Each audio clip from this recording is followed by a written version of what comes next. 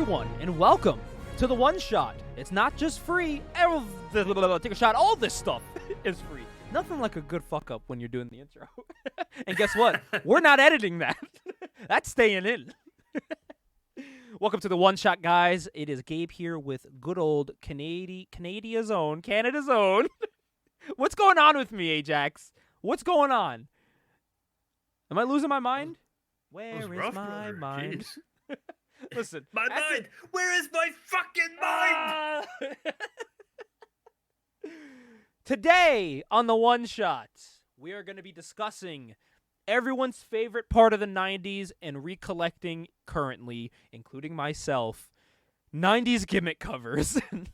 They tried to spark up a market, and it didn't work.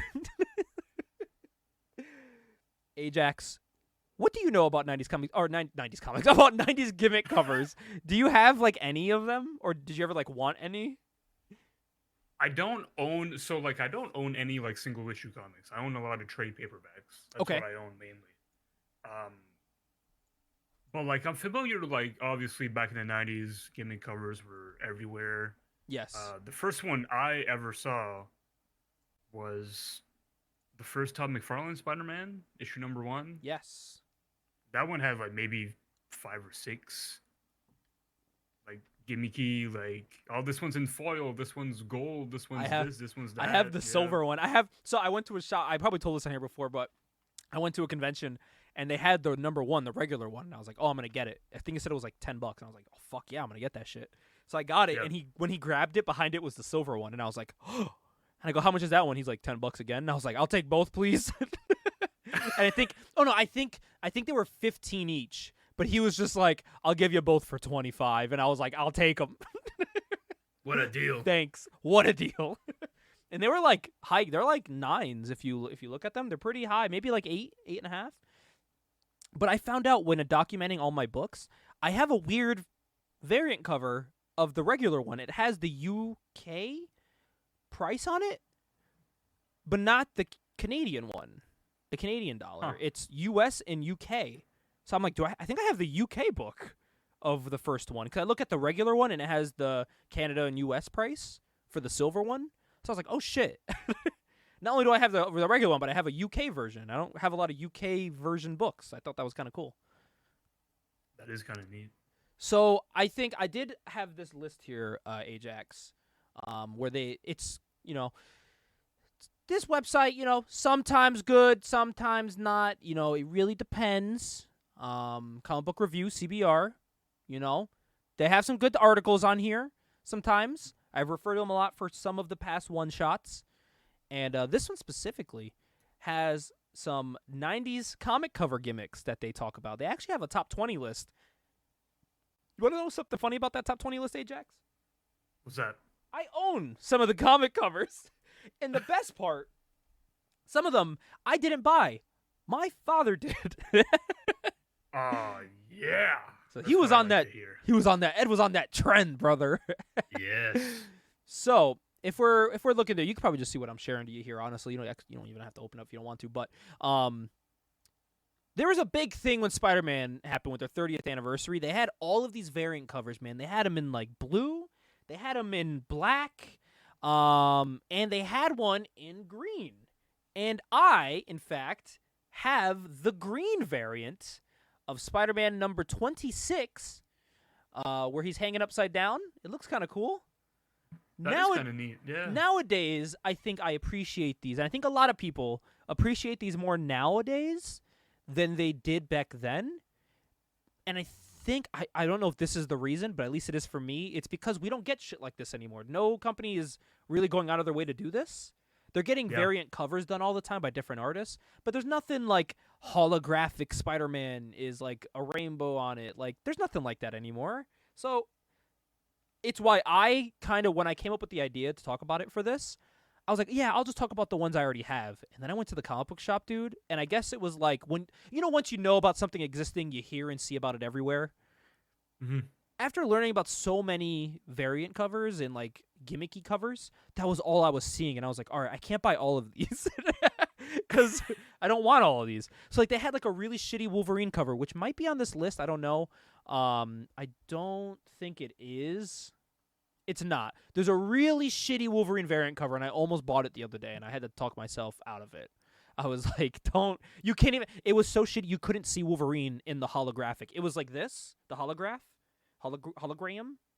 but you couldn't even see Wolverine in it. So I was like, there's really no point. It was just a big silver hunk of nothing on the cover. And I was like, yeah, not worth it. Not worth the money, the $4 to get it. But they talk about that on this list. I think it was cool. They say here, even as a kid, they thought that shit was cool. I think my dad had the black one too, but I think Andrew kept that one. And they had one in red. Or Andrew may have kept the red one. But I definitely kept the green one just because I think it was the only one left. And when I found this website, I saw this one, the Superman Man of Steel number 30. And it was like a sticker book of him fighting Lobo. Like you add the stickers to the cover and make up your own fight. Yeah.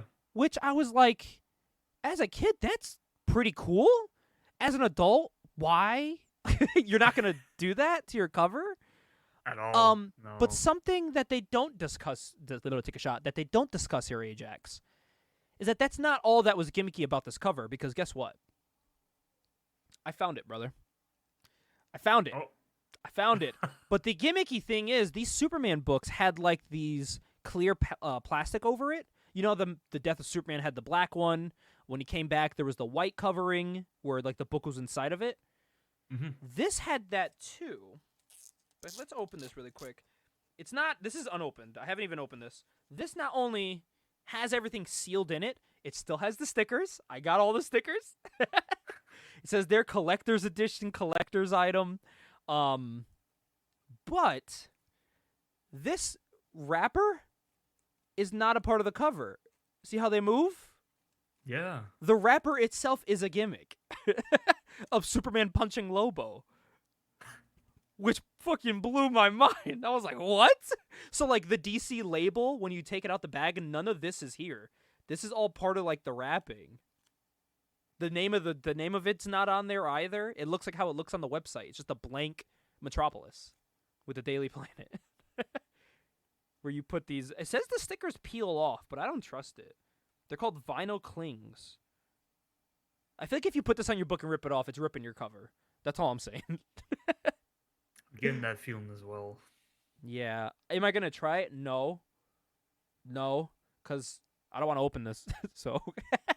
Because I was like, oh, I'm going to like get this because it's a cool variant. And then I realized it was the sticker one. And I was like, oh my God, I own it. Because I didn't recognize it without the. Because it's blank on the cover. So I didn't know it was that issue that I learned about a week ago. So another gimmick one. Listen, some of these aren't the best. All right. There was one that they talk about on this list. I did see it. This one was so bad I didn't want to buy it because it would fuck up my other comic books. If not, it would fuck up the book itself. So this is the Eclipso book that was made. It was a DC book about Eclipso, but there is a gem he's holding in his hand. And the cover, that's a 3D gem. So if you put it with your other trade paperbacks, because it's like a graphic novel kind of, it is not going to lay flat, whatever's on top of it. It always has to be at the top or end of your collection, because you can't put anything on top of it. It'll lift up. Because it's a 3D gem you can't remove. Huh. Why? I feel like that would piss people off with their collections, which it probably did. I don't really see the point of doing it. It's not very practical. It's not really practical, and you're kind of just messing up people's collections. They probably have gone ahead and done it without the plastic gem there, but yeah. I don't know how I feel about that. They also kept doing these like gold ones. And this wasn't selective for Marvel, where they would take the image, make it 3D, and make it one solid color, whether it be silver, whether it be gold, or bronze. They would just make it one color. And I bought something at the store thinking it was old, but it's not. It was a Justice Society of America variant. And the funny thing is, the name of the variant on all the documentation, it's called 90s Gold Variant. That's how known this was. It was just being done everywhere. To the fact, and this came out in 2020. It was like a resell of the issue. Done as a 90s cover variant. So it's just all weird gimmicky. If you look from far, you can't tell what one goddamn thing is on this cover. Even in person, I have to put it like at an angle to be like, okay, that's Flash. That is someone, Green Lantern in a duster. And like the designs are straight out the 90s too. Like again, Green Lantern in a duster jacket. Why? I mean, I guess because it's the 90s. You put him in a duster. But yeah, so I bought this thinking it was actually old. And then when I opened it, I said, what the fuck? This is from 2020. So yeah. I don't know. I never even looked at the story to know if like... Yeah, look at... Oh, wait! DC 90s Rewind! And it's all like... Look at it's like metallic. Oh, yeah. But the book itself is a brand new story.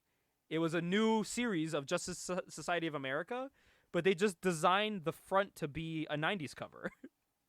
Huh. That's interesting. Yeah, very interesting. I mean, very unnecessary, but why not, right? Why not? Have some fun. It made me buy it. So, it had to sell to others. It had to. It was 2020. What else were people doing, huh? Sitting at home doing nothing?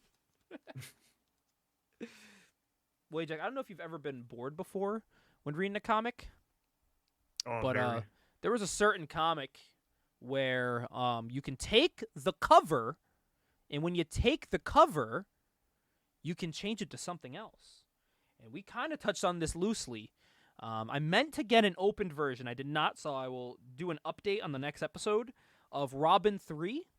You can take the little seal at the bottom, this little tab, and when you pull it out and flip it around and put it back in, it's a brand new image on the front. So it's like 2 covers in one. Huh. Yeah. Why? Again, I don't know. But it's a thing. And this is a 6-issue series, and brother, you can bet your bottom dollar all 6 issues have this gimmick to it. Of course. And you know it's going to be a gimmick cover when you see this. Collector's edition. That's how they tried to get you to buy it. that's how they reel you in. For you youngins nowadays, this is equated to Chase variant when you're getting your pop vinyls. And it's like San Diego Comic-Con Chase version. And it's the same thing, but it's like a different shade of blue on your Spider-Man. It's like a shiny blue. You know what I mean? Yeah. That's literally all what this is. They actually do... They do this with pop vinyls, where they take one, call it a collector's exclusive, and make it like all silver, or like all blue, or do some weird shit to it. So honestly, they're doing what 90s comics did, it's just selling better because it's pops. Because this was comics' answer, correct me if I'm wrong, Ajax, this was their answer for horrible sales, right? This was this was supposed to be like their ticket to making more money, I'm guessing? That's what I'm assuming, but when did Robin 3 come out? Like 92? Robin 3 came out in, 92. 6 issues. The bubble didn't really burst up until like 95, I would 95? Say. I thought it was around like 90.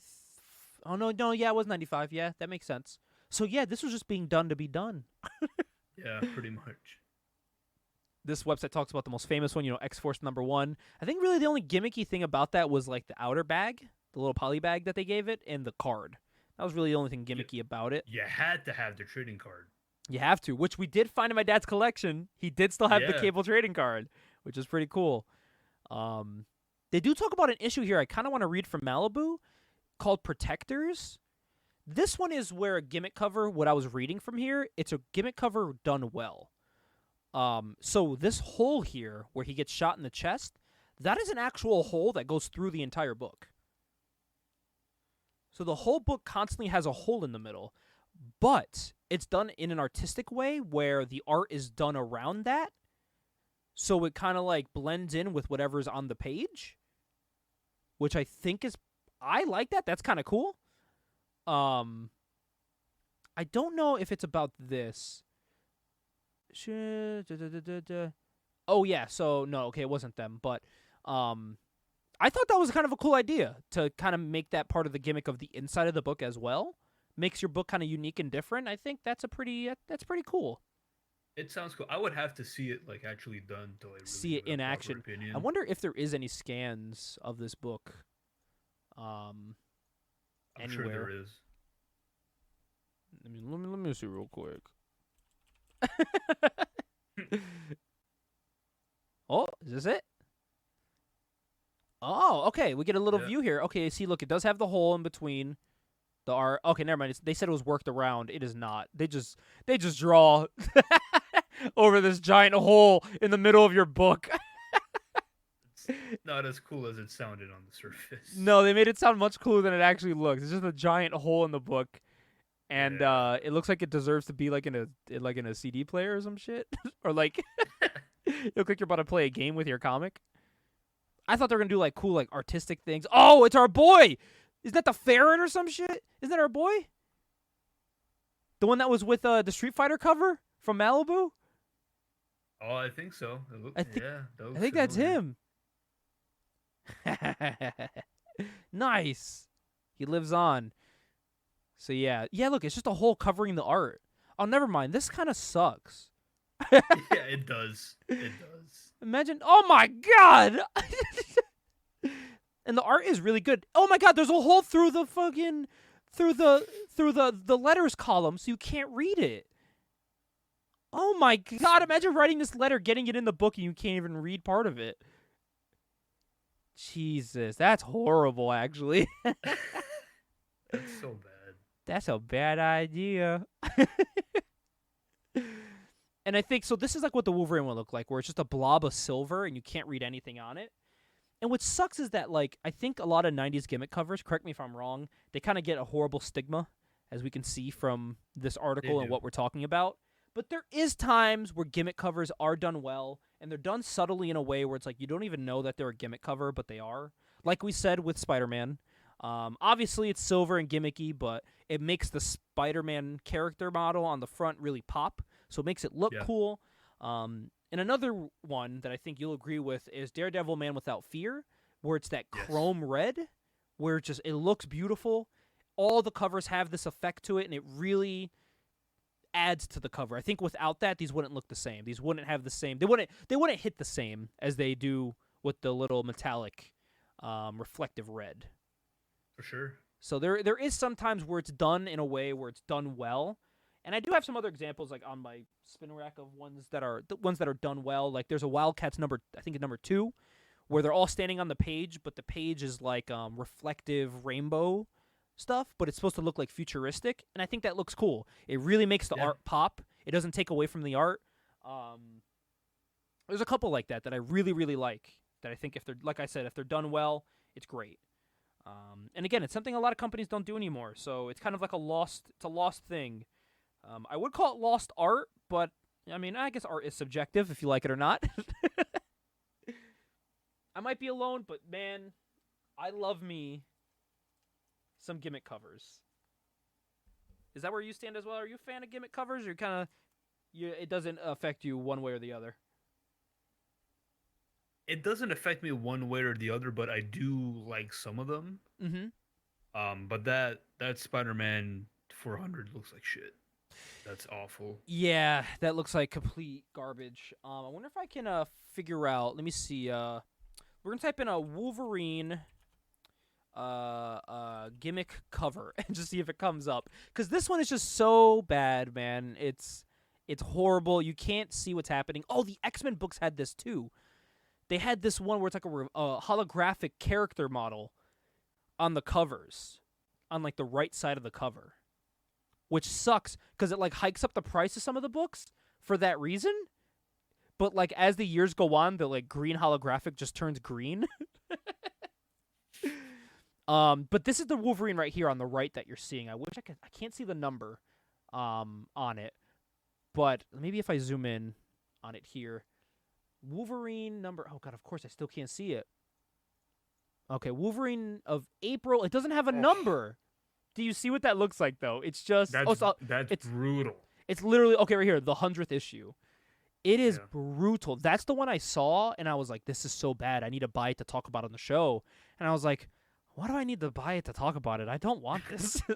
Yeah, it's just for those who aren't seeing it, it's just like a silver blob Yeah, as and a what cover. so when you move it one way, it's Wolverine, and when you move it the other way, it's cool. It's him. It's his adamantium bones, like he was like a skin peeled off. Which I was like, all right, that's cool, but it changes. But it looks like this. It just doesn't look good, and it like covers the No. Wolverine name on the cover. It just takes away from everything. There's like antennas and like strings going into him, but it's not going into him because of the giant holographic, very obvious cuts in the cover. It's not the best. And I think that is one I was very happy. I do not have buyer's remorse wanting that one. But some of these do picture really well, like the Spider-Man one I got right there. That pictures really well.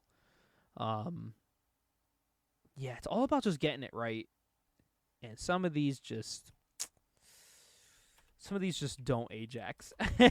No, they missed the mark big time. But see, this is what it's supposed to be right here. It's supposed to be Wolverine screaming, and you move it, it's the adamantium.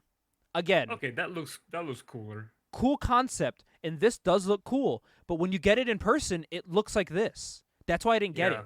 So when I saw it, I was like, yeah, that's cool. And because I kind of saw it from an angle, and then I picked it up, and I just saw a mirror. And I was like, never mind. It just scans well, you know? Like, see, this is the Wildcats one I was talking about. Very cool, you know? Oh, I like that one. See, I might have said Youngblood by accident. It's Wildcats. Wildcats number 2. It looks cool. It's supposed to be like futuristic, like there's stuff pulling off from space, and she's like pulling all this energy, so it's all, you know, crazy looking. Which again, like I said, it adds to the art. Some guy added his stickers on and made this. I like how he put the dudes looking away from the fight down here at the bottom. Yeah. And like Lobo and Superman have like 6 arms. And then there's another Lobo in the sky. He just put every sticker on it and said, fuck it. It makes no sense. Oh, see, this is the regular version of the cover. I want the regular version. Yeah, the regular version looks so much better. Of that Wolverine cover, man. It looks so much better. Yeah, dude. They missed the mark on some, but sometimes there'll be more of hits. Next, though, we do have a comic of the month. I thought I had it pulled out here, but it looks like I don't. But it is Blue Beetle, Ajax. Number 1, we're going to say Dawn of DC. What this is, with comic of the month, all we do is just take a book that we were fans of. We highlight it a lot of times. Actually, every time before this, it was more of a retro book. The last one was pretty recent, but this one is like, came out last month. It's only been out for a month. Dude, this is like, by the way, Dawn of DC is sweeping me off my feet. Everything that they're putting out, I love. I'm picking up Wonder Woman number 1 because at the end of Green Lantern, they teased what's coming in Wonder Woman 1. And I'm super stoked. It's about like another Amazonian woman coming, and she's killing all these dudes, but only the guys. So it's causing all this like civil unrest, and Wonder Woman has put a stop to her. But this one's cool because it's Blue Beetle, the Blue Beetle we know. Jimmy Reyes. Yep, he is here. But the OG Blue Beetle is still here as well. Oh. Which is pretty cool. And what he is, yeah. He is his mentor. So he is like looking over him and making sure he's doing what he has to do to be the best Blue Beetle he can be. But there's other Beetle characters in this. So Natita, I never knew how to say her name right. Natita, I think it was, is in this, who I think is great because she shows up with Dynasties? I can never get the names right for these two. And they're like a Power Ranger team, basically, of Blue Beetles. Where it's like they kind of have like Scarab in them, like the Scarab current Chimera's kind of lore. But literally, like this guy said right here, look it is Power Rangers era, and I'm living for it. Yeah, and like Bloodscarab, that's like the big bad in this. But it's literally take Power Rangers and make it Blue Beetle, and that's what this is. And it's just a really fun team, beat 'em up comic with a cool little cliffhanger ending, having to do with Ted, the OG Blue Beetle. Very, very solid book here. I really, really like this. Highly I recommend want to picking shout. this up. I want to shout out the cover. That's a really good looking cover. The It's cover is very amazing. colorful. Pops. That is another thing with Dawn of DC, man. All their covers are insane. Like if I was to look up just Dawn of DC covers, maybe it'll show me a bunch. But just some of their covers are outstanding. Like Cyborgs is cool of him running through with his football team. The Superboy Dawn of DC was very cool. That's probably my favorite. It's simple, but I love This whole run, this could have been another comic of the month. This run just wrapped up. It was amazing.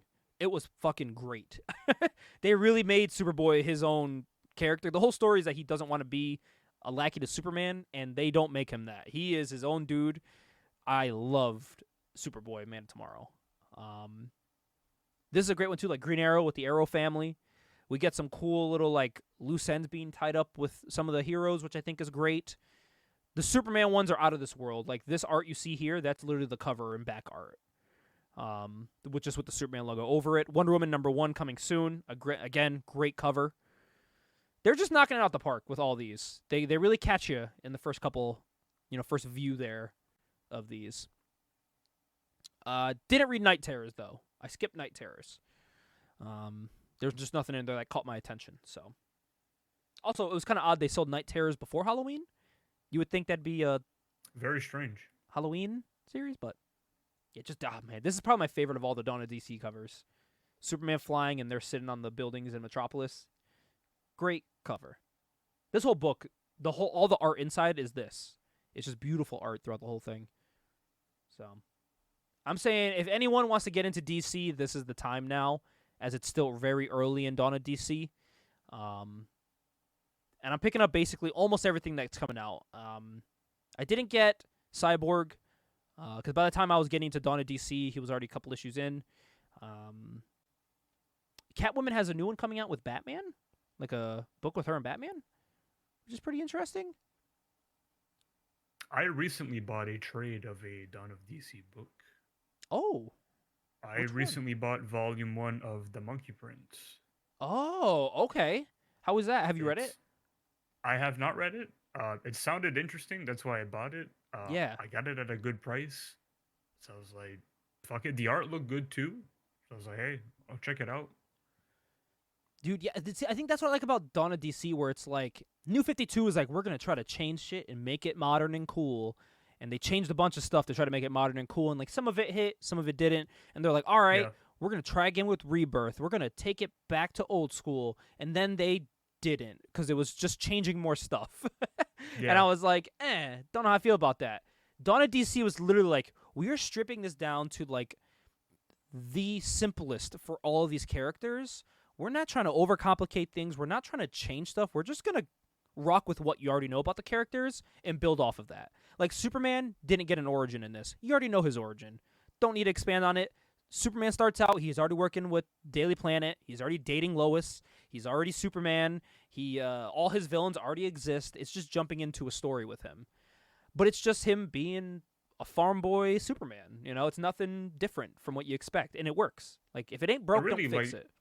Like a character like Superman, that's all really you need to do. You don't need to like respout his origin.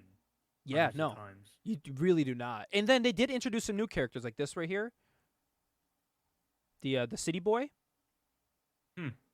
His power is cool. People didn't like his design, but I'm like, if you know what his power is, it kind of makes sense why he looks like how he does. He wears like a hoodie with like a COVID mask and a hat to cover his face.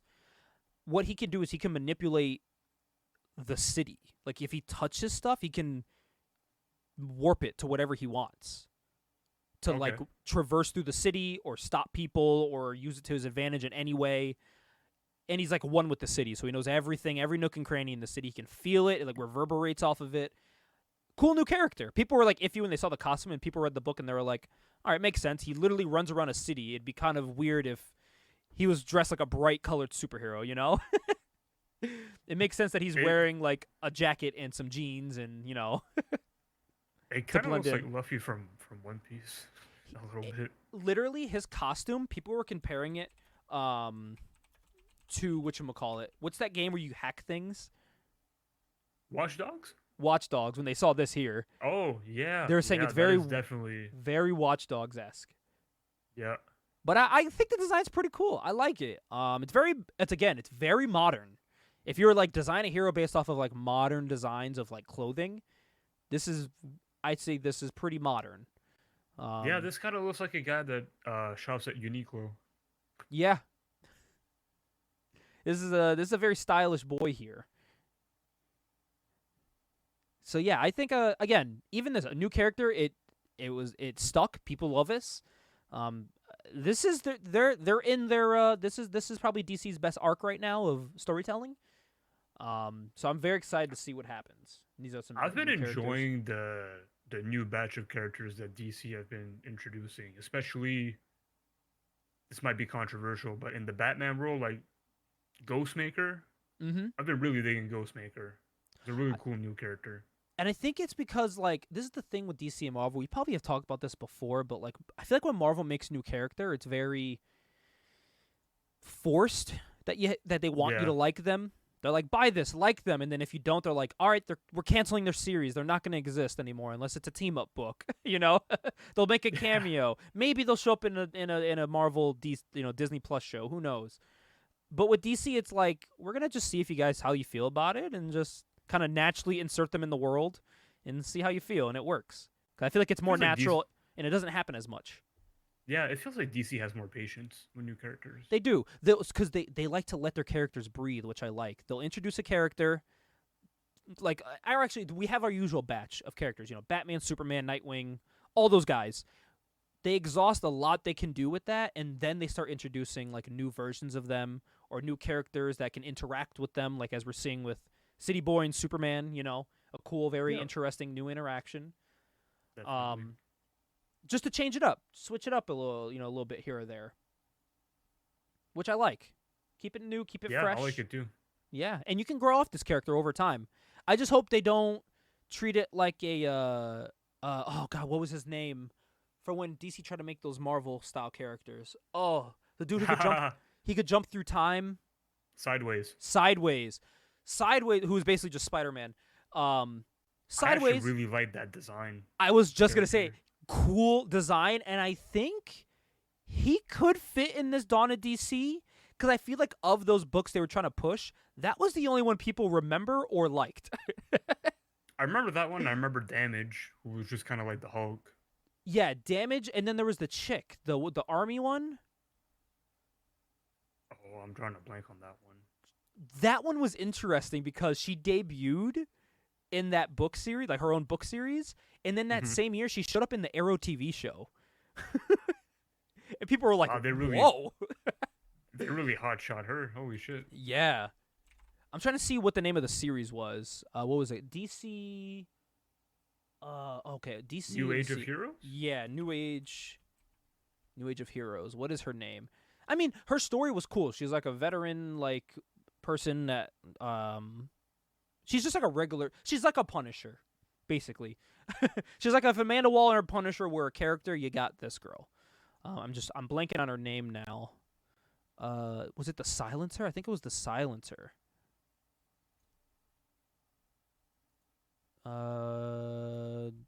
DC. It was the Silencer. Yes, her. Drawn by John Romita Jr. That's why as soon as I saw it, I was like, "Yeah, dude, super Punisher cover." That's the cover. Like you take this and make it Frank Castle. I'm pretty sure he's drawn this image before. It's probably a pose that he's drawn Franken before. It wouldn't surprise me. 1,000%. So this dropped in 2018. This started, and let's see, the Silencer showed up in Arrow right here. And is there a date for that? She showed up in Arrow in what? To show like the name of the episode. 2018. She showed up October 22nd, 2018 in the TV show. The comic dropped on February 2018. So literally a couple months later. They didn't fuck around. She only had 18 issues and one annual, and that was it. But she made it to the Arrow show. There's a lot of characters who should have made it to the Arrow, but didn't. But she did. So, good for her. They were really trying to push this character, man. I mean, listen, I respect it. But That's like a Marvel style push right there. Put the strap on her, you know what I mean? It really is, yeah. Yeah, I feel like Sideways is the only one I feel like people either remotely liked or remembered from this. It wasn't perfect, but I kind of liked it for what it was. Yeah. I think this could work, man. So, especially you put him and like Jaime together, you know what I mean? That'd be kind of cool.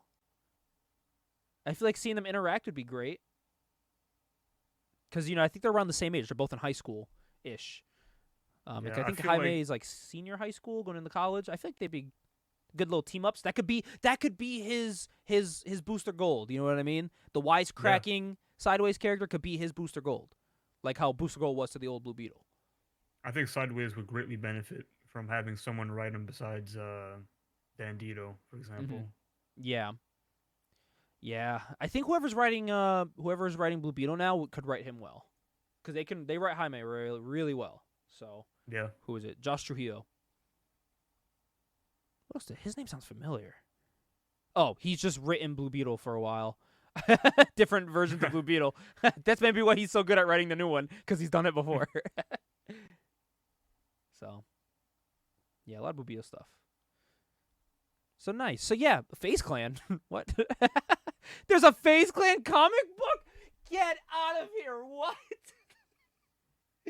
FaZe Clan has a DC comic book? How are we talking about video game comics last time and totally missed this? I hate this already. Oh my god. FaZe Rain's on the cover. Oh my goodness. Jesus Christ. Oh man. This sounds like a fake review. Great, good book. Read it. It's perfect. Woo! Oh my god.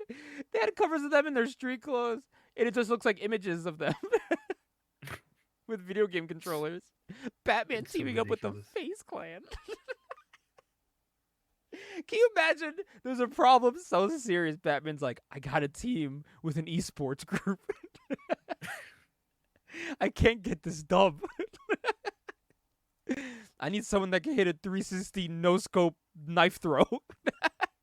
Hey, FaZe Rain, what you doing? Oh man. Damn, now I'm itchy for a Sideways book. Now I kind of want to read the Sideways stuff. I never read them. Now I kind of want to. Sideways and Damage were the two comics from that run that I remember the most, because that's right around the time that I was like becoming a regular. He was basically reader. just like the Hulk, right? Where like I think his was like Yeah. he had a power for like a limited time, right? I think it was like 24 hours. Yes, I believe so. He could Kinda only be that form for like a limited amount of time before he went back to normal. Homie had the spawn clock. Yeah, actually. It's pretty close. It looks like he was used after that. So good for him. He kept using the character after, somewhat. But cool design though, very cool design. Yeah. Well, like I said, it was basically like Marvel doing their own, or DC doing their own take on Marvel. Marvel has done the same thing with their own take on DC when it comes to the Squadron Supreme writing. So they both do it sometimes, so it's okay. Sometimes it works, sometimes it doesn't, but I like the fact that they attempt it. Yeah, exactly. And I think a character like Sideways works. I haven't read Damage. I've heard so many good things about Sideways. That's why I keep saying it works, because I hear so much about this.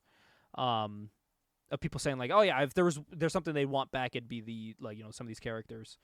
And I liked what they did with the new Squadron Supreme in Marvel, where they made it basically the Justice League. So I like cool stuff like that. Mostly because I think it adds a new level to your writing where it's like, all right, what would it be like if you had a Spider-Man character interact with some DC guys, but you don't have the rights to Spider-Man? But what would it be like? And this is their chance to do it. What if Superman and Batman were in Marvel? What would that look like? We got to see it. So without having to, pay for rights to the other characters. Oh man, the last issues were only published digitally during COVID. That sucks if you're a physical collector. The only way to complete the set. That sucks. Man. Well, Ajax, I hope you enjoyed this one shot. I hope everyone listening enjoyed this one shot. It was a look at some more recent stuff. We talk a lot about older things usually, so I think, would you agree this was a good, a good view at some newer books that have come out, newish? Absolutely. Because we definitely, we got to stay up to date sometimes. We can't just be some old timers. We got to stay up to date with these young kids. Reading these kids and their damage. This is a cool classic cover. Yeah, thank you guys for listening to the One Shot. We will see you on the next issue. Issue number 8 is the one where we're going to be ranking Sin City books. I read through all 7, and I got my list kind of in my mind of how I feel about some of these books. Don't know if you read them yet, Ajax, or if you're going to. If you don't want to, it's okay. But I do recommend them. I do highly recommend Sin City books. So for people that are going to be listening to that, hope you guys read them as well. So when we go through that top 10 list, you have some thoughts yourself. For Gabe and Ajax, we will see you on the next one. Bye.